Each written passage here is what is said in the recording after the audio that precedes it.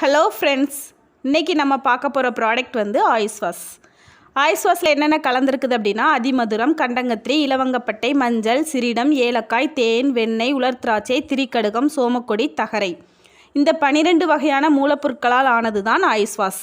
ஆயுஸ் wash நம்ம சாப்பிட்றனால என்னென்ன பிரச்சனைலாம் சரி செய்யுது அப்படின்னா, ஆயுஸ் வாஷ் வந்து சுவாச பிரச்சனை உள்ளவர்கள் பயன்படுத்தலாம். குறிப்பாக ஆஸ்துமா, இளப்பு, சளி, இருமல், அடுக்குத்தும்மல் வருபவர்களுக்கு ஏற்ற ஒரு பொருள். நடக்கும்போது, சாப்பிடும்போது மூச்சு திணறல், மூச்சடைப்பு உள்ளவர்கள் பயன்படுத்தலாம். மழைக்காலங்களில் மூச்சு பிரச்சனை ஏற்படுபவர்களுக்கு ஒரு ஆயுர்வேத தீர்வு.